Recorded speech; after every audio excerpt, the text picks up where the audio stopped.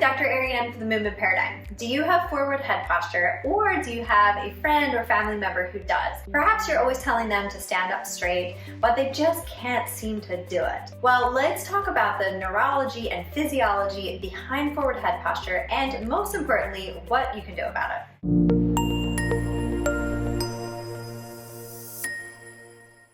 So we're going to talk about 3 things that contribute to forward head posture, and also 3 ways that you can begin to address it. The first cause is decreased tone in the trapezius muscle and increased tone in this sternocleidomastoid muscle. Typically that is secondary to some kind of breathing dysfunction. So whether that is an airway issue and that is contributing to poor breathing mechanics, so you're breathing more from the neck and shoulders as opposed to the abdomen and diaphragm, or that's perhaps some kind of stressful event that has contributed to it, some kind of trauma or chronic ongoing stress that is also attributing to it. So this specific imbalance in these muscles is what contributes to forward head posture. Additionally, people that have asthma or COPD, you will almost always see forward head posture with that. Number 2 is the state of the nervous system. So if you are in a chronically stressed state, so perhaps you are in a fight or flight state, or you're even in a freeze state where you feel shut down, that can absolutely attribute to how you hold your posture.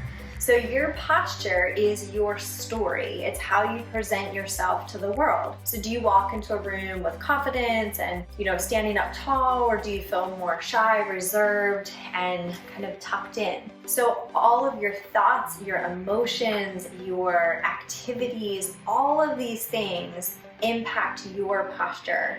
So we can't simply think about your forward head posture as a plumb line and is everything in the right alignment. It is so much more than that. The third cause are scars. So no matter where the scar is, no matter how old it is, it can affect your breathing, your emotions, and of course your movement. So all of these things contribute to postural changes, changing the nervous system, contributing to muscle imbalances. So it's important to look at any scar in your body, and no matter where it is and what it's from, and really begin to address the scar from a fascial perspective, doing scar work to really influence all of those really important things: emotions, breathing, and movement. Now that you have 3 causes of this, more importantly, let's talk about 3 solutions. So when we're thinking about how we're going to shift this forward head posture, we have to think beyond just simple exercises. We have to think beyond chin retractions and thoracic mobility. We have to really think about actually the cranial nerves, because that's impacting our nervous system, that's impacting our facial expression, that's impacting whether we're in a state of social engagement, which means we're mindful, we're joyful, and we're grounded. So we're going to address this more so from a cranial nerve perspective and getting you to activate the right muscles in the right time, optimizing breathing so that you can make a change immediately. And you can also have a cumulative effect the more that you do these. So what I would recommend before you start the exercises is take a picture, a side view of your forward head posture. Have someone take it of you.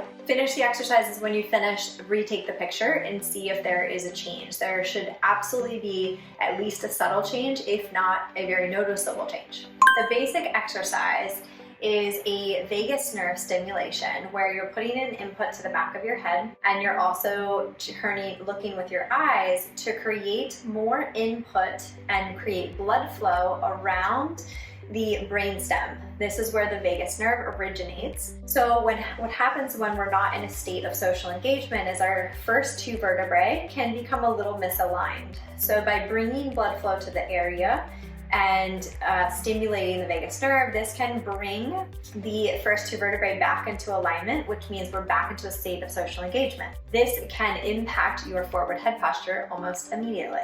To perform the basic exercise, interlace your fingers and bring them behind your head.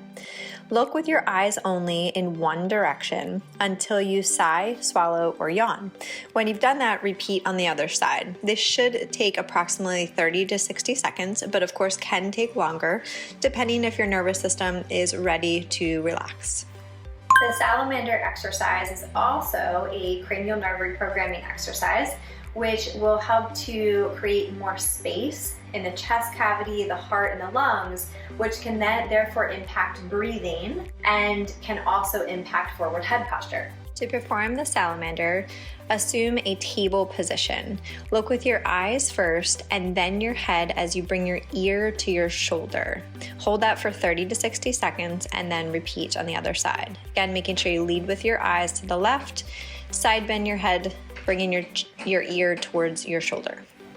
The third exercise is called the trapezius twist, which essentially is waking up all of the trapezius muscles. So it's not stretching them, it's not strengthening them, it's just waking them up, which means there will be an immediate posture in breathing and of course breathing and forward head posture, as well as overall posture. So especially after you've been sitting for a period of time, get up and do these three so that you can really optimize everything. Trapezius twist. Start with your arms at waist level, rocking back and forth. Then proceed to move your arms up to heart line and once again going back and forth 5 to 10 times, and then slightly above your shoulders 5 to 10 times. So there you have it, some causes for forward head posture and most importantly some solutions. But we do want to remember that with forward head posture, it becomes a vicious cycle because the more forward the head is, that's constricting blood flow from the vertebral artery, so that means less blood flow to the brain. That is affecting our airway, so that means it's impacting our lymphatic system, hormonal system, inflammation in the body. So it's really important to understand, once again, the neurology and physiology of forward head posture and begin to really think about it from a much different perspective, not solely the correct exercises. So not just the chin tucks and upper back stretches and retractions. We want to think of it in a much bigger way, and especially from a nervous system perspective. Hope you enjoyed. Thank you so much as always. If this was helpful, please leave a comment below. Make sure you like it, share it with friends and family, subscribe to our YouTube channel, The Movement Paradigm, for weekly tips on mindset, nutrition, and movement.